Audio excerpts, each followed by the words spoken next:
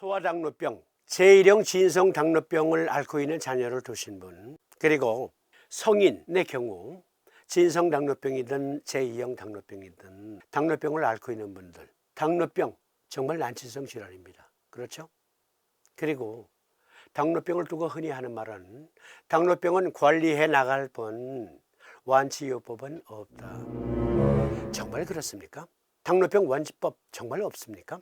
당뇨병의 발병 원인을 알면 사암침법으로 극복할 수 있다. 그 의과학적인 근거를 세 편으로 설명드린 바 있습니다. 0836회차 소아당뇨병, 제1형 진성당뇨병은 자가면역 질환이다. 사암침법으로 어떻게 극복할 수 있는가 말씀드렸고요. 0837회차에서는 학폭, 가폭 등의 PTS 장애, 분노나 스트레스는 당뇨병의 주요 발병 원인이다. 따라서 극복할 수 있는 사암침법을 제시해드린 바 있습니다.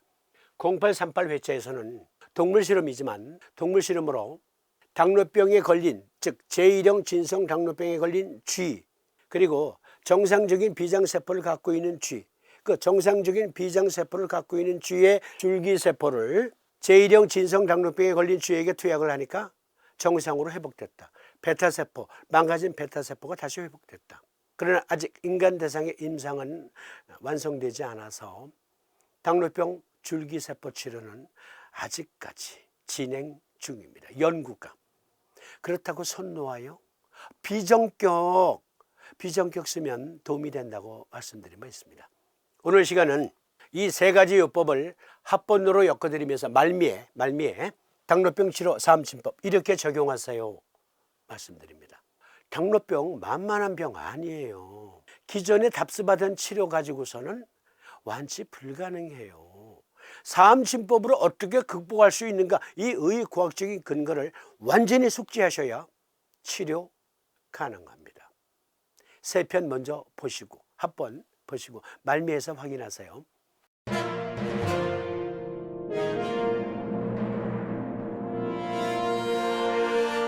어린이들도 당뇨병에 걸릴 수 있어요. 어린이들이 당뇨병에 걸릴 때는 인슐린 투약을 원칙으로 하고 있습니다.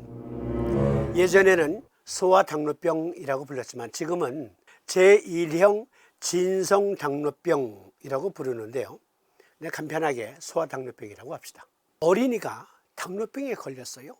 인슐린 투약을 평생 해야 된대요. 그러한 자녀를 두고 있는 분들을 위해서 긴급 주제, 소아당뇨 자녀 부모님들 특히 주목해서 보아주세요. 먼저 좀 민망한 말씀부터 드립니다. 소아당뇨병이 수명을 18년 단축시킨다는 연구 결과, 아주 민망한 말씀이네요. 한 사이트에 들어가니까 스웨덴과 영국 과학자들의 연구 결과에 따르면 어린 시절에 당뇨병이 발생한 사람들은 당뇨병이 없는 사람들보다 최대 20년 더 빨리 사망할 수 있습니다. 10세 이전에 장애가 있는 사람은 당뇨병이 없는 사람보다 17.7년이 더 짧았습니다. 남성의 경우 10세 이전에 진단을 받으면 평균 수명이 14.2년 단축된 것을 확인했습니다. 란셋지에 게재된 연구 결과에 따르면 26세에서 30세 사이에 질병이 더 늦게 발병했을 때 수명도 남녀를 합치면 평균 10년이 더 짧았습니다. 소아당뇨병, 인슐린 의존성 당뇨병, 사망률 높은 질병이에요. 아주 심각한 질병입니다. 이 수치는 실망스럽고 이전에 알려지지 않은 수치입니다. 이 연구는 합병증과 조기 사망의 위험을 줄이기 위해 조기 진단을 받은 환자를 적극적으로 치료하기 위해 훨씬 더 많은 노력을 기울여야 함을 시사합니다. 적극적으로 치료하지 않으면 안 된다. 소아당뇨병, 인슐린 투약 외에는 뚜렷한 방법이 없잖아요. 이건 소극적인 방법보다 적극적인 치료법이 요구됩니다. 그래서 관련 사암침법을 함께 토론해 봅니다. 인슐린을 투약하는 방법은 주사바늘로, 일회용 주사바늘로 투약 또는 인슐린 펌프로 인슐린의 양을 적절히 조정해서 투약하는 방법이 있습니다. 그런데 경험해 보신 분들 많으시죠. 특히 소아당뇨 환자를 두고 있는 부모님들, 아이가 인슐린 펌프를 달았어. 또는 주사기로 인슐린을 투약하다 보면 어떤 경우에는 저혈당 쇼크에 빠질 수 있어요.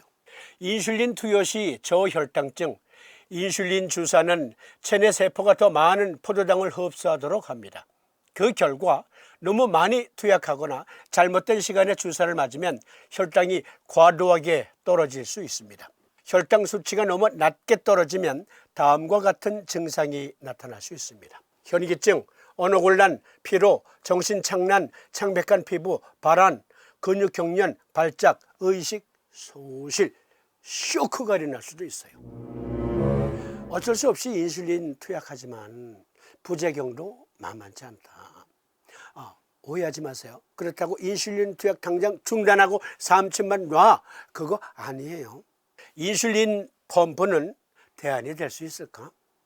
주사기로, 일회용 주사기로 넣는 인슐린, 그것은 습관적으로 넣는 거잖아요. 그런데 인슐린 펌프는 양을 조절할 수 있어요. 인슐린 펌프는 필요할 때마다 인슐린 투여량을 조절할 수 있다는 장점은 있지만 역시 완벽한 치료법도 아니고요. 또 이것은 배워야 돼요. 교육받아야 돼요. 인슐린 펌프의 단점, 그냥 쭉 읽어드릴게요. 인슐린 펌프는 더 비쌀 수 있습니다. 이것은 영국 자료예요. 영국 NHS나 의료보험을 통해 모든 사람이 펌프를 사용할 수 있는 것은 아니므로 개인적으로 펌프 비용을 지불해야 할 수도 있습니다. 그러나 의사는 평소와 같이 인슐린을 처방할 수 있습니다. 매일 4회에서 6회 혈당을 측정하거나 연속 혈당 모니터를 사용하기로 의사와 약속해야 합니다. 식사 및 간식과 함께 투여할 정확한 양의 인슐린을 계산하려면 음식의 탄수화물을 계산해야 합니다. 하루 24시간 몸에 장치를 착용하는 것을 좋아하지 않을 수 없습니다. 장치를 착용하는 것이 불편하거나 제한적일 수 있습니다. 펌프는 작지만 특히 몸에 꼭 끼는 옷이나 운동복을 입고 있을 때 눈에 띌 수 있습니다. 테더 펌프를 사용하면 튜브가 걸리고 물건에 걸릴 수 있습니다. 이는 불편할 수 있으며 캐뉼라가 변이 될 수 있습니다. 캐뉼라로 인한 피부 감염의 잠재적 위험이 있습니다. 캐뉼라를 정기적으로 세심하게 청소하고 교체하면 이를 줄일 수 있습니다. 펌프를 피부에 부착하는 접착제 알레르기 반응이 있을 수 있습니다. 펌프를 효과적으로 사용하려면 교육이 필요합니다. 어떤 사람들은 장치를 프로그래밍하고 제어하는 방법을 배우는 것이 어렵다고 생각하며 처음 몇 주 동안 가파른 학습 곡선이 있습니다. 장치 프로그래밍, 탄수화물 계산 및 캐뉼라 교체에 능숙해지는데 시간이 걸릴 수 있습니다. 캐뉼라 교체는 단순한 인슐린 주사를 제공하는 것보다 더 복잡하고 시간이 많이 걸립니다. 인슐린 펌프 요법은 시각 또는 청각 장애가 있는 사람에게 어려울 수 있습니다. 장치를 프로그래밍하고 신호 및 경보를 인식하기 어려울 수 있습니다.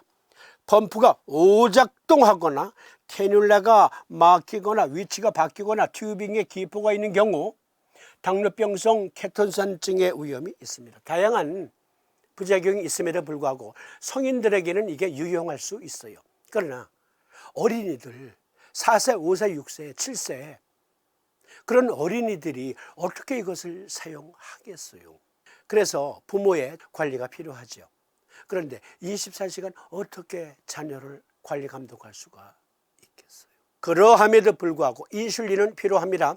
오해하지 마시라 그랬어요. 우리 방송은 이것만 놔, 이것만 먹어, 그러한 무모한 만용을 부리지 않습니다. 원인을 알면 치료법이 보인다. 제1형 진성당뇨병의 원인이 뭡니까? 소아당뇨병의 원인이 뭡니까? 그것은 자가면역증입니다. 소아당뇨병 제1형 진성당뇨병 원인, 우리 신체를 외부 물질로부터 보호해주는 면역 시스템이 오히려 자기 몸을 공격하는 질환을 자가면역 질환이라고 합니다. 1형 당뇨병은 면역 시스템이 인슐린을 분비하는 췌장의 베타세포를 공격하여 파괴한 결과 베타세포가 줄어들어 혈당을 유지할 수 있을 만큼의 인슐린을 만들지 못하여 발생하는 질환을 말합니다. 같은 내용이지만 다른 한 사이트에 들어가서 빌려온 글, 제1형 당뇨병은 자가면역 질환이다. 제1형 당뇨병에서 공격을 받는 소위 자가항원은 인슐린의 전구체인 프로인슐린입니다. 프로인슐린이 혈류로 방출되면 항원 제시 세포가 분자를 집어 림프계로 운반합니다. 여기에서 항원 제시 세포의 보조 자극 인자와 함께 세포 독성 T세포를 활성화시켜 췌장 랑게란스 섬으로 다시 이동하여 베타세포를 손상시킵니다. 세포 독성 T세포는 바이러스 등의 항원에 감염된 세포, 손상되거나 제 기능을 상실한 세포 등을 제거하는데, 그 세포 독성 T세포가 췌장의 베타세포를 파괴한다. 자가 면역 질환입니다. 먼저 그걸 아셔야 돼요. 이 병의 원인이 뭔가, 그것을 알면 서의학에서는 큰 방법 없어도 동의학에서는 얼마든지 찾을 수 있어요. 사암침을 포함해서 약제를 사용할 수도 있습니다. 이 그림 잘 봐주세요. 정상적인 췌장의 베타세포, 이것은 세포독성 T세포. 세포독성 T세포가 정상적인 베타세포를 파괴하기 시작했어. 또라이가 돼가지고. 그러면 이렇게 파괴가 돼요. 그러면 몇 개 안 남은 정상 베타세포는 적정한 양의 인슐린을 분비 못하지요. 원인을 알면 치료법이 보인다. 사암도인 친구교육 제28장 요통문에 보면 당신께서는 자가면역 질환과도 관계가 있는, 나 어렸을 때 림프암에 걸렸었어, 그걸 수료하시는 기록이 있어요. 거기에 사암도인께서는 무엇이라고 말씀하셨냐면, 자가면역 질환은 항부의 림프절, 겨드랑이 림프절, 사타구니 림프절 등등의 부종, 림프절이 부을 수 있다. 스왈렌 림프노드가 확인된다. 그럴 땐 대장정격 써 하셨거든요. 자, 그걸 키워드로 살펴보십시다. 자가면역증은 림프절 비대가 특징적으로 나타난다. 제1형 당뇨병은 목, 겨드랑이, 사타구니 등의 림프절 부종이 발생할 수 있다. 이 그림 잘 봐주세요. 목 부분에, 쇄골화 정맥 부분에, 겨드랑이 부분에, 사타구니 부분에 등등의 림프절 비대가 나타나는 경우가 많다. 자가면역 질환, 사암도인께서 제시하신 대장정격, 족삼리와 곡지 N극면 부착, 양곡 양계혈에는 S극면 부착하는, 즉 3파의 1T 네오디듐 연고자석. 아직도 전화로 자석 얼마예요? 자석 사려고 하는데요. 아니, 방송에서 수없이 말씀드렸는데 일단 그거 먼저 말씀드리고, 자석 규격은요, 둘레 3mm, 두께 1mm 네오디듐 연구 자석을 씁니다. 그리고 보사 구분용 막대 자석이 있어야 돼요. 상세한 사용법, 경열 또는 사암침자요법 1권에 상세히 설명되어 있으니까 교재를 갖고 계신 분들은 1권을 참조하시고, 교재가 없는 분들은 우리 방송 재생 목록에 들어가면 사암침 기초 시리즈 있잖아요. 네, 거기에 보시면 상세히 나와 있습니다. 그런데 어떤 분들은 아니, 자석 붙이니까 피부 발진이 생겨요. 네, 그것도 병이에요. 알러지 증상이 심한 분들은 몸이 그만큼 녹수로 있다는 거죠. 분비되는 땀에 철분과 결합하면 그 부분이 산화된다. 그래서 염증이 생길 수 있어요. 그래서 우리나라에서 이 은단추에다가 자석을 심어 만드는 것, 이걸 만들 수 있는 단 한 사람이 있거든요. 그분이 은값도 많이 올랐고, 그래서 올려봤자니 그렇고 당분간 생산 안 할래 그랬었거든요.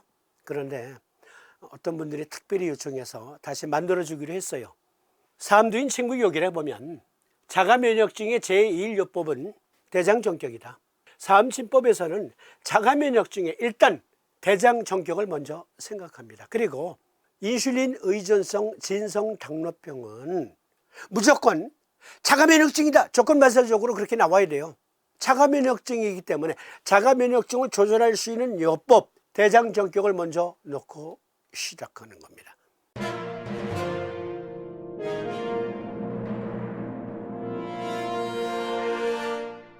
대장정격만 놓으면 다 끝나나? 그렇지 않습니다.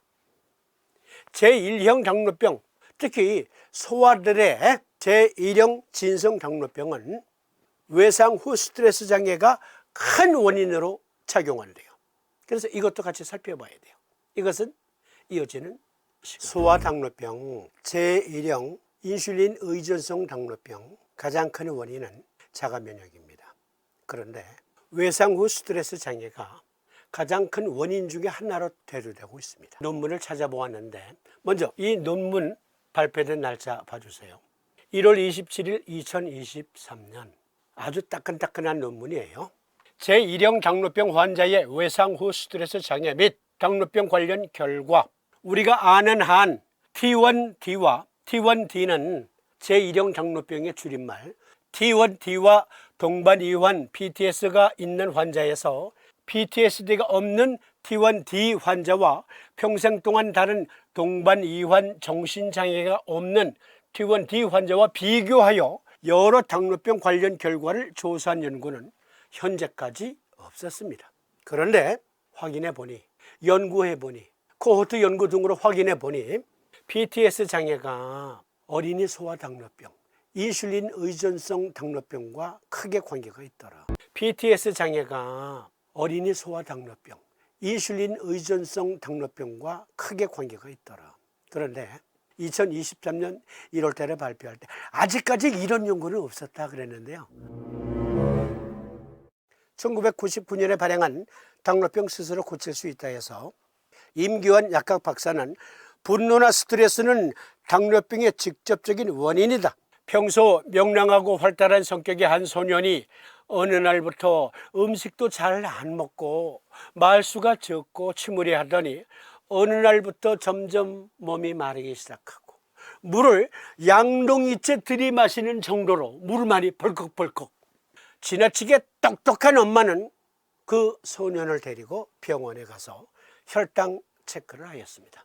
그 결과 소아당뇨병 판정을 받고 인슐린 투약을 받기 시작했습니다. 그런데 임규환 박사 왈, 자기 임상 경험이에요. 덜 똑똑한 엄마, 즉 현명한 엄마였다면 너 무슨 고민 있니? 라고 물었을 것이다. 만약 말 못할 고민이 학우들과의 왕따 또는 학폭, 그것이었다면, 그래서 그것을 해소시켜 주었다면, 그렇습니다. 아이가 평소 명랑하고 그리고 밥도 잘 먹고 활달하던 아이가 언제부터인가 말수가 줄어들기 시작하더니 말을 안 해. 그리고 몸은 배삭배삭 마르고 물을 양동이째 들이키듯이 마시기 시작했어요. 그러니까 똑똑한 엄마는 아니 이런 거 당뇨병이라는데. 이 소년이 당뇨병 판정을 받고 인슐린 투약을 받은 지 수년 후 20살 남짓 청년이 되었습니다. 임규환 박사. 그 청년을 면담한 그 이야기예요. 그 청년 왈, 선생님, 저는 어릴 때부터 인슐린 투약을 받아서 저의 췌장은 많이 퇴화되었대요. 만약에 덜 똑똑한 엄마였다면 너 무슨 고민 있니? 아이와 대화를 통해서 그 아이의 고민을 해결해 줬다면, 그러니까 그 청년의 경우라는 겁니다. 그러니까 임규환 박사는 PTS 장애가 당뇨병의 원인이 될 수 있다. 1998년, 99년에 이미 약사공론이라는 약사들이 보는 신문에 그리고 자기 책을 통해서 발표했어요. 제1형 당뇨병 환자의 외상 후 스트레스 장애 및 당뇨병 관련 결과, 네이처지 PTS를 동반한 샘플에 T1D를 가진 여성이 더 많다는 인구 통계학적 결과는 여성이 남성보다 PTS의 영향을 받을 가능성이 훨씬 더 높다는 역학적 증거를 확인합니다. 그 이유는 개인적, 사회적, 문화적 요인 외에도 여성이 남성보다 더 심한 트라우마, 예를 들어서 성적 트라우마 등등을 더 어린 나이에 경험하기 때문입니다. 어린 나이의 트라우마는 특히 유형 2 트라우마, 괄호 열고 학대나 고문과 같은 복합 트라우마. 요즘엔 그런 부모 적지만 아니 그래도 가끔 신문에 나지. 아이들 학대하는 못된 부모. 그런 학대 결과로 인슐린 의존성 당뇨병에 걸릴 수 있다. 어린 나이의 트라우마는 특히 유형 2 트라우마, 학대나 고문과 같은 복합 트라우마인 경우 더 큰 영향을 미칩니다. 또 다른 논문, 외상 후 스트레스 장애는 당뇨병 위험을 증가시킬 수 있습니다. 외상 후 스트레스 장애 증상을 보이는 군인의 증상이 없는 군인보다 당뇨병에 걸릴 가능성이 더 높다는 새로운 연구 결과가 나왔습니다. 이전 연구에서도 우울증을 앓고 있는 사람들의 경우 당뇨병의 위험이 증가한다는 사실이 밝혀졌기 때문에 이 연구에서는 두 조건 사이의 연관성이 처음 생각했던 것보다 훨씬 더 강하다는 것을 발견했습니다. 미국에 트라우마를 겪고 있는 많은 재향 군인들, 당뇨병에 특히 인슐린 의존성 당뇨병에 걸릴 확률이 높다. 인슐린 의존성 당뇨병 또는 제2형 당뇨병 등등은 분노나 스트레스, PTS 장애가 큰 몫을 차지하고 있습니다. 그래서 그것을 해소시키려는 노력도 병행해야 돼요. 심리상담사, 정신건강과의 도움을 받아야 해요. 그걸 병행해야 합니다. 제1형 당뇨병 환자의 외상후 스트레스 장애, PTS에 따른 T1D 관련 삼진법, 무엇을 적용할 수 있겠습니까? 그것을 함께 살펴보는데, PTS 장애는 간 기능이 약한 사람들한테는 더 취약하대요. 심리적 스트레스는 교감신경계와 부신피질계를 포함한 여러 시스템을 통해 간 손상을 초래하는 다양한 병리학적 상태와 관련이 있습니다. 미국 국립보건원에서 한 논문을 찾아보았는데, 스트레스로 인한 간 손상의 메커니즘에 대한 문헌 검토, 심리적 스트레스는 교감신경계와 부신피질계를 포함한 여러 시스템을 통해 간 손상을 초래하는 다양한 병리학적 상태와 관련이 있습니다. 정신건강 및 간질환, 트라우마가 건강에 미치는 영향에 대해 많은 이야기를 할 수 있습니다. 외상은 불안 수준을 높이고 신체와 뇌를 지속적으로 투쟁 또는 도피 모드로 유지합니다. 이것은 뇌와 간을 포함한 장기에 부정적인 영향을 미치는 스트레스 호르몬 수치를 높입니다. 간과 관련해서 당뇨병, 특히 소화성 당뇨병, 제1형 당뇨병과 관련된 간질환, 제1형 당뇨병은 만성 고혈당증과 평생 원인성 인슐린 의존성을 초래하는 인슐린 생성 췌장 베타세포의 자가면역 파괴로 인해 발생합니다. T1D는 일반적으로 제2형 당뇨병과 대조적으로 어린 나이에 나타나며 당뇨병과 오랜 시간을 보냈음을 의미합니다. T1D 관련 간질환은 비알코올성 지방간으로 잘 확립된 원인, 예를 들어서 알코올 또는 지방생성 약물을 사용하지 않은 그런 원인 없이 간세포의 큰 지질 축적을 특징으로 합니다. 나는 담배 한 대 못 피우고 선한 멜밭에도 못 간다네 했는데 간암이야. 그랬는데 간암이야. 그랬는데 간경화야. 그런 경우 많죠. 스트레스는 간염, 간경변 그리고 간암의 중요 원인 중에 하나입니다. 그런데 당뇨병 역시 그러하다. 트라우마를 겪는 많은 사람들 중에 확인해 보니 간 질환을 동반하고 있더라. 특히 술을 안 먹는, 아니 어린이가 무슨 술을 먹어. 그런데 간 기능이 약해질 수 있다. 그러면 스트레스를 견디는 힘도 약해진다. 그래서 당뇨병에 걸릴 확률이 높다. 제1형 당뇨병 어린이의 간병증 유병률. 제1형 당뇨병은 인슐린 분비 베타세포의 자가면역 파괴에 따른 인슐린 결핍으로 인해 발생하는 포도당 대사 장애입니다. 당뇨병 환자의 간질환 유병률은 17%에서 100% 사이인 것으로 추정됩니다. 제1형 당뇨병 관련 간병증은 드문 일이 아니며 혈당 조절이 불량한 어린이들 사이에서 더 많이 발생하는 경향이 있습니다. 어린 자녀가 소아당뇨병이야. 주목해서 봐주세요. 다시 읽어드립니다. 제1형 당뇨병 관련 간병증은 드문 일이 아니며 혈당 조절이 불량한 어린이들 사이에서 더 많이 발생하는 경향이 있습니다. 간 기능이 약하면 PTS를 견디는 힘이 약해진다. 그러면 당뇨병에 걸릴 수 있다. 진성 당뇨병에 노출될 수 있다. 그럴 땐 간정격 넣는 겁니다. 삼진법에서는 PTS 장애는 간정격만 쓰는 건 아니에요. 그러나 당뇨병을 동반한 PTS 장애는 간정격 넣는 겁니다. 간정격, 음곡 곡촌의 N극면, 경고중봉의 S극면 부착. 여기까지 들으신 분들, 그러니까 대장정격하고 간정격 쓰면 되겠네. 무조건 그렇게 단정하시면 안 돼요. 마지막으로 살펴볼 게 있습니다. 소아 당뇨병은 우리 방송에서는 오랫동안 비전격증이 있음을 강조해 왔었습니다. 우리 방송은 십수년째 당뇨병 제1요법, 간전격, 비전격, 그리고 보조요법으로 대장전격, 어떤 경우에는 주요법 대장전격, 보조요법으로 간전격 또는 비전격, 이렇게 제시해 왔었어요.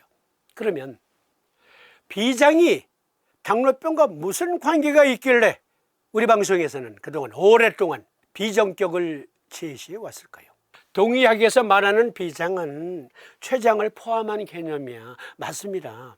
췌장에 생긴 문제니까. 그런데 췌장은 비장에 속한 장기이니까 비호증으로 보고 비전격 쓰는 건 당연하겠지. 여기까지만 알면 그냥 우리들끼리는 뭐 그러려니 하겠는데, 그러나 요즘 당뇨병 환자들은 전문의 못지않은 의료 지식이 있어요. 의학적 지식이. 이리 와, 비전격이면 돼. 무조건 그렇게 하시면 안 돼요. 비전격증의 의과학적인 근거, 그것을 확인해야 됩니다. 비장 기능이 제1형 당뇨병 또는 제2형 당뇨병을 포함해서 당뇨병과 관계가 있다는 의과학적인 근거,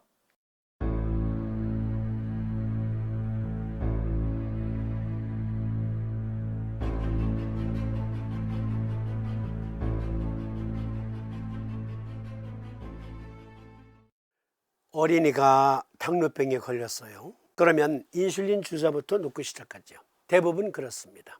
인슐린 의존성 당뇨병, 이것을 옛날에는 소아성 당뇨병 그랬는데 지금은 제1형 진성 당뇨병이라고 하죠. 그 발병 원인, 기본 원인은 자가면역증이다. 삼진법은 자가면역증일 때 대장전격부터 놓고 시작합니다. 인슐린 의존성 당뇨병에 대장전격증이 많다, 그것을 지난 시간에 함께 토론했고, PTS 장애도 자가면역증 못지않게 발병의 큰 원인이다. 그런데 간 기능이 약하면, 간 기능 부전이 있으면 PTS 장애를 극복하는 힘도 약해진다. 그로 인한 당뇨병 발병, 간전격으로 도와줄 수 있다 말씀드렸습니다. 이번 시간은 비전격증, 우리 삼진법 TV에서는 십수년째 제1형 당뇨병이든 제2형 당뇨병이든 일단 기본 원칙은 비전격을 놓고 시작하는 것이다, 그것을 강조해 왔었습니다. 그 의과학적인 근거, 한의학 대사전에 경맥들은 자체 순행 부위가 있고 일정한 장부 기관들과 연계되어 있다. 이 경맥을 통하여 그 경기가 해당 장부 및 기관들에 가서 정상적인 기능을 유지하게 하며 온몸을 하나의 통일체로 연결시켜주는 기능을 수행한다. 그런데요, 비장의 정상적인 기능 중에는요, 혈당 조절력도 포함되어 있습니다. 비장은 혈당 조절력이 있어요. 그런데 그 혈당 조절력이 약해지면 베타세포가 파괴됩니다. 비장 기능이 제1형 당뇨병, 제2형 당뇨병 포함해서 당뇨병과 관계가 있다는 의과학적인 근거, 토론 제1주제, 비장 면역 항상성과 췌장의 베타세포. 예를 들어서 비장에 항원이 침투했다고 가정합시다. 그러면 일련의 면역작용이 일어나는데 그것을 묘사한 그림이에요. 이것을 요약해서 말씀드리면, 비장에 항원이 침투했어요. 그러면 대식세포가 항원을 포획해서 잘근잘근 씹어먹습니다. 그리고 비유컨대 그 항원의 정보를 담은 USB를 도미 T세포에게 전달합니다. 그러면 도미 T세포는 그것을 충분히 학습한 다음에 메모리 B세포를 불러서 이렇게 생긴 놈은 무조건 적이야, 다음에 똑같은 놈이 들어오면 조건반사적으로 B세포에 항체 면역 반응이 일어나죠. 그런데 이때 사이토카인스, 즉 인터루킨도 그 면역에 참여하거든요. 특히 인터루킨, 사이토카인스는 세포독성 T세포를 각성시킵니다. 그러면 세포독성 T세포는 항원이 들어와서 손상된 조직세포, 그것을 싹 도려내서 림프절로 가지고 가서 분해 파괴해 버립니다. 그런데 이 과정에 문제가 생긴 게 비장면역 실패에 의한 자가면역증. 비장의 여포 조절 T세포라는 게 있어요. 이것은 헬퍼 T세포의 항원 인식 및 적응 면역 작용을 조절하는 면역 항상성 유지력을 발휘하는데요. 미국 국립보건원 논문 데이터베이스에서 찾아온 논문, 제1형 당뇨병 환자의 비장 및 췌장 림프절에서 감소된 여포 조절 T세포. 우리의 연구 결과는 T1D 환자의 질병 관련 조직 내에서 여포 조절 T세포 변화의 증거를 제공하여 결함 있는 잭내성 및 질병 발병에서 여포 조절 T세포의 역할을 제한합니다. 제1형 당뇨병은 췌장 베타세포의 파괴를 특징으로 하는 자가면역 질환입니다. T세포 과잉 활성화, 기능 및 분화의 이상은 T1D 환자의 자가면역 발달을 유도합니다. 여포 조절 T세포는 비장과 췌장의 면역, 특히 세포독성 T세포의 면역 반응을 조절하는데 그 여포 조절 T세포가 부족하면 세포독성 T세포가 제멋대로 정상적인 췌장의 베타세포를 파괴한다. 세포독성 T세포가 정상적인 베타세포를 마구잡이로 헤집어 놓습니다. 요약해드리면 대식세포가 항원을 포식한 후 몽타주를 그려서 도미 T세포에게 전달하는데 몽타주를 정확히 인식하도록 여포 조절 T세포가 감시 감독 한 번 더 체크하는데 비장에서 여포 조절 T세포가 부족하면 세포독성 T세포가 또라이가 돼요. 그래서 손상되지 않은 베타세포를 파괴하는 겁니다. 정상적인 베타세포, 파괴된 베타세포, 몇 개 안 남은 베타세포는 인체가 충분히 필요로 하는 인슐린을 분비 못하지요. 이게 자가면역증에 있어서 비장의 여포 조절 T세포가 부족하면 발생하는 발병 기전입니다. 그러니까 사암진법 관점에서 보면 이것은 비장면역 실패예요. 비장면역 실패, 이것은 비허증이죠. 그래서 비정격을 놓아서 비장의 정상적인 면역 상태를 회복시켜준다. 그러면 파괴된 베타세포도 복구될 수 있다. 토론 주제 2. 비장의 줄기세포는요, 당뇨병을 치료할 수 있는 능력이 있대요. 네이처지에 게재된 논문, 비장 줄기세포는 당뇨병을 치료할 수 있습니다. 2003년 11월 14일 세계 당뇨병의 날에 발표된 과학 보고서는 비장 줄기세포가 쥐의 1형 당뇨병을 치료하는 데 사용될 수 있음을 보여줌으로써 당뇨병 환자에게 새로운 희망을 가져왔습니다. 췌장의 랑게르한스섬 세포는 혈액에서 과도한 포도당을 제거하는 데 필요한 인슐린을 분비합니다. 그러나 제1형 당뇨병에서는 면역체계가 랑게르한스섬 세포를 파괴하고 혈액 내 높은 당 수치가 심각한 의학적 합병증을 유발합니다. 말씀드린 대로 베타세포가 파괴되면 인슐린 분비가 부족해진다. 매사추세츠 제네럴 하스피탈의 데니스 하스트만과 동료들은 정상 쥐의 비장 줄기세포를 당뇨병 쥐에 주입했고 놀랍게도 정상적인 인슐린 분비 랑게르한스섬 세포를 생성한다는 놀라운 사실을 발견했다. 줄기세포 공급원으로서의 비장 지원. 또 다른 논문에 보면 당뇨병과 관련이 없는 특정 질병에서, 즉 외상을 입었어요. 교통사고 등으로. 그래서 비장을 불가피하게 제거했다. 그러한 환자가 온전한 췌장을 가지고 있음에도 불구하고 결국 인슐린 의존성 당뇨병의 발병으로 이어지더라. 정상적인 췌장의 베타세포, 정상적으로 인슐린을 분비하고 있었어요. 그리고 비장도 건강했었어요. 그런데 교통사고 등의 불가피한 어떠한 사고로 비장이 망가졌어. 어쩔 수 없이 비장을 제거했어. 그랬더니 제1형 당뇨병이 걸리는 사람이 많이 발견되더라. 여기까지 들으신 어떤 당뇨병 환자분, 나 줄기세포 맞을래. 줄기세포 주사 맞으러 갈래. 줄기세포 연구는 현재 그 성과를 이용하여 치료를 시도하는 분야가 있기는 하지만 전반적으로는 아직까지 첫걸음을 뗀 것에 불과하다고 보아야 한다.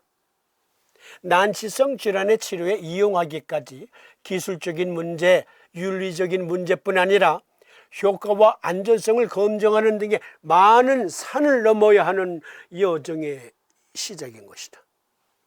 따라서 섣부른 낙관이나 과도한 포장으로 현재 단계의 연구 결과를 잘못 알리고 이해하는 것은 큰 부작용을 낳을 것이라는 점을 분명히 해야 할 것이다. 네이버 지식백과에서 줄기세포에 대한 올바른 이해, 삼성서울병원 건강칼럼을 인용했습니다. 그러니까 넘어야 할 산이 많아요.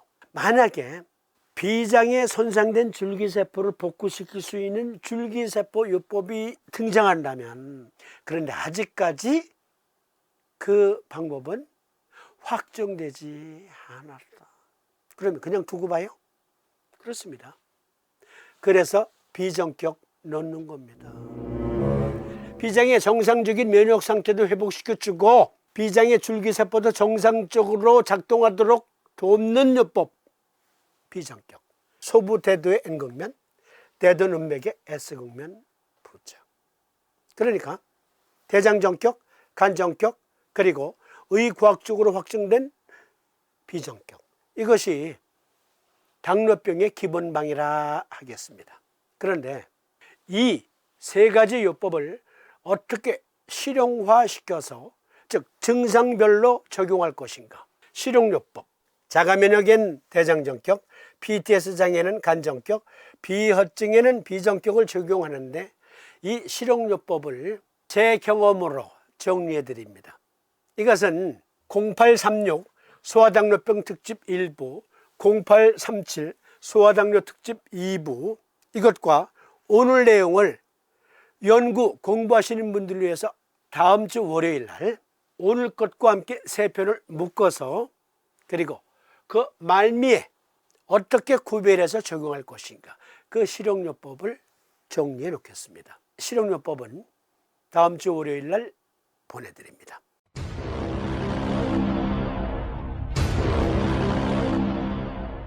소아당뇨 극복 프로젝트 세 편에서 강조드린 30요법은 대장정격, 간정격, 그리고 비정격, 그 세 가지 요법이 있다고 말씀드렸어요. 그러면 대장정격은 어떻게 확정할 수 있습니까? 먼저 림프절을 만져보는 거예요.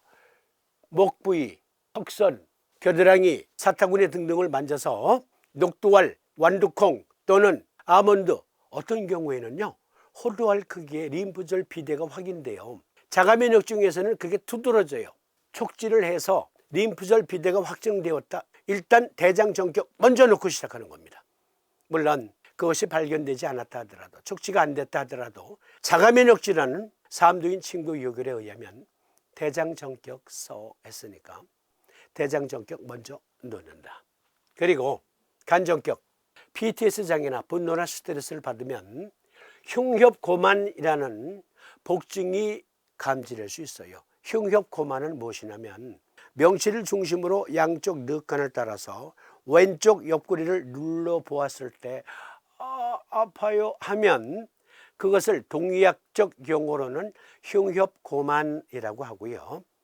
서의학적 용어는 스왈렌 스플린 또는 엔라지 스플린이라고 하는데요. 비장종대, 비장종대가 확인되면 간정격증이에요. 그런데 그것이 확인 안 되더라도 간정격은 같이 써야 돼요. 왜? 간 역시 당질대사에 관여하는 기관이기 때문입니다. 그리고 비정격은 비장의 줄기세포를 정상화시켜주면, 비장의 면역력을 정상화시켜주면 망가진 베타세포 복구될 수 있다 말씀드렸잖아요. 그런데요, 비정격을 써야 될 중에서도 흉격고만이 감지될 수 있어요. 그런 경우는 비정격 무조건 쓰는 겁니다. 그러니까 대장정격, 간정격, 비정격, 네, 결론부터 말씀드리면 이 세 가지 요법 다 쓰는 거예요. 다음 단역 구갈, 그냥 물을 양동이채 마셔. 그리고 소변 보고 돌아서면 또 보고, 소변 보고 돌아서면 또 보고, 뒤돌아보고 또 돌아보고. 소변 볼 때 입이 바삭바삭 타. 일단 대장정격, 비정격, 그리고 간정격 쓰는 거예요. 세 가지 요법 다 쓰는 겁니다. 다. 그런데요, 다음 단역 구갈, 이것은요, 인슐린 투약 후 줄어들 수 있어요. 그건 인슐린 투약 때문이에요. 인슐린으로 관리해 나갈 뿐이잖아요. 이때도 비정격, 간정격, 그리고 대장정격 쓰셔야 돼요. 어떤 분들은 이런 말씀을 하실지 모르겠습니다. 어떻게 대장정격, 간정격, 비정격 등의 세 가지 요법을 다 쓸 수 있는가? 그런 게 어디 있어? 그것도 양쪽에 다? 그런 게 어디 있어? 이런 말씀 하실 수 있습니다. 어떤 분들은. 그런데요, 우리 몸에 12경맥이 있습니다. 12경맥은 각각의 에너지로 특유의 경기로 해당 장부의 정상 기능을 지원한다 했습니다. 그러니까 우리가 자석이나 침으로, 바늘로, 사암침법으로 참견하지 않아도 12경맥은 각각 자기 특유의 경기를 24시간 내내 발휘합니다. 그리고 그로 인해서 해당 장부가 정상적인 기능을 유지하게 되지요. 침, 자석으로, 사암침법으로 참견하지 않아도 12경맥 각각의 에너지 작용은 24시간 내내 작동됩니다. 그러므로 해당 경맥의 경기가 제대로 구인되지 않아서 질병이 발생했어요. 당뇨병 아니더라도 다른 병이라도. 그러면 그것이 확정되면 관련 경맥 보사법들을 적용할 수 있는 거예요. 어차피 우리가 참견하지 않아도 12경맥 각각은 특유의 경기로 해당 장부의 정상 기능을 유지하게 해요. 그런데 그 일을 못하네. 당뇨병에서 수양명저 대장금경이 제대로 면역 항상성 유지력을 발휘하지 못해. 그래서 자가면역증이 생겼어. 그리고 당뇨병이에요.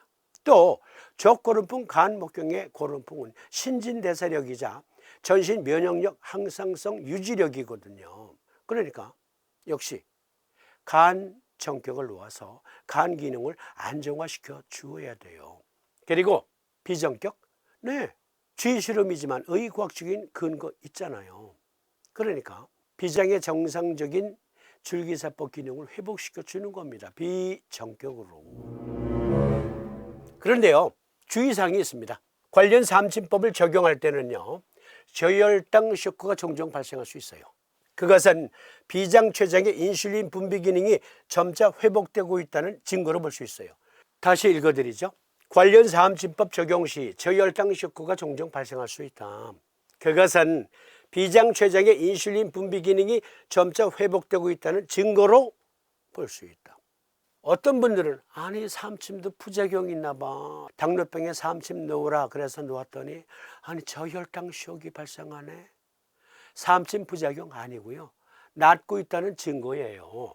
인슐린 투약 시 식사 조절을 잘 못하거나 인슐린 양 조절을 잘 못하면 저혈당 쇼크에 빠질 수 있잖아요. 이때 저혈당 쇼크는 엄밀히 말하면 인슐린 부작용이 아니에요. 이것은 환자 또는 간병인이 관리를 못해준 탓이에요. 자기 관리 못한 탓이에요. 사암침 적용 시 인슐린 양을 점차 줄이는 자기 관리를 잘 하다 보면 인슐린 의존성은 점점 사라져요. 그러니까 습관적으로 인슐린 양 투약하고 사암침은 사암침대로 놓았어. 그런데 저혈당 쇼크야. 아니 사암침 부작용인가 봐. 아니라니까. 췌장, 비장의 기능이 회복되어서 자연적인 인슐린 분비량이 점점 증폭된다면 인슐린 투약 양을 줄여야죠. 사암침을 떼버려요? 그러면 영영 치료 못해요. 주의사항으로 말씀드렸습니다. 대장정격, 간정격, 비정격. 제가 산 증인입니다. 부끄러운 말씀 다시 드리면 제 키에 적절한 체중에 67kg에서 68kg. 부끄럽습니다만 1년 365일 중에 400일을 술을 먹네. 그리고 깡술 먹는 게 아니고 고량진미의 술을 마셔요. 1년에 400일을. 그러다 보니까 체중이 73kg, 74kg까지 육박하는 거예요. 우리 방송 오래전부터 보신 분들은 저의 변화 과정을 보실 수 있어요. 어떤 때는 얼굴이 찐빵이야. 그리고 제가 드디어 벌을 받아서 그 못된 식습관에 의한 벌을 받아서 혈당 체크해 보니까요, 599까지 체크된다는데 그 이상은 하이라고 안 나타난대요. 저는요, 공복에 하이였어요. 그러니까 600 혹은 650, 700이었을 수도 있겠죠. 엉금엉금 기어다녔어요. 쓰러지고 픽픽 쓰러지고 체중이 43kg까지 줄었어요. 그래서 이거 당뇨병이구나. 그래서 못된 버릇을 고치는 일부터 시작했죠. 일단 술 양을 줄인다. 식사 가볍게 한다. 그리고 단백질 식단 위주로 하면서, 여기 고성 다녀가신 분들은 아시겠지만 고성 팔경 중에 송지호라는 석호가 있습니다. 그 주변을 매일 한 바퀴씩 걸었어요. 매일 1시간 좀 더 걸리고요. 그리고 고성 팔경 중에 역시 화진포라고 있는데 화진포 주변을 걸으면 2시간 걸려요. 어떤 땐 화진포 주변을 걷기도 했어요. 그리고 해수욕장 해변을 걷기도 하고. 우리 집에 다녀가신 분들, 산악 자전거 있고 로드 자전거가 있어요. 제가 처음 이쪽으로 이주해 왔을 때는 매일 자전거 타는 운동을 했거든요. 그리고 러닝머신도 있고 운동기구가 몇 개 돼요. 그런데 체중이 74kg까지 육박할 때는 운동을 거의 안 했어요. 그리고 저는 하루 종일 책 쓰느냐고 모니터 앞에, 대본 준비하느냐고 모니터 앞에 있었잖아요. 당연히 당뇨병에 걸릴 수밖에. 그런데 저는 인슐린 투약 없이 대장전격, 간전격, 그리고 비전격, 지금도 놓고 있어요. 지금도. 이것으로 극복할 수 있었습니다. 제가 산 증인이에요. 해보세요. 좋아져요. 당뇨병 치료 어떻게 해야 하나, 삼진법을 어떻게 적용해야 하나, 다시 강조. 대장전격, 간전격, 그리고 비전격 다 쓰세요. 어린이가 소아 당뇨예요. 그러면 부모님들 이렇게 해주시는 겁니다.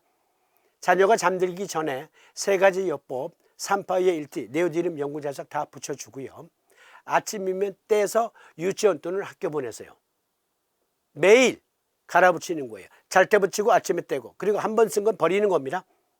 그리고 성인인 경우에는 이렇게 하실 수도 있어요. 24시간 다 붙잡혀도 돼요. 그런데 그날 붙인 건 그날 떼서 버리는 겁니다. 양쪽에 다 붙여야 돼요.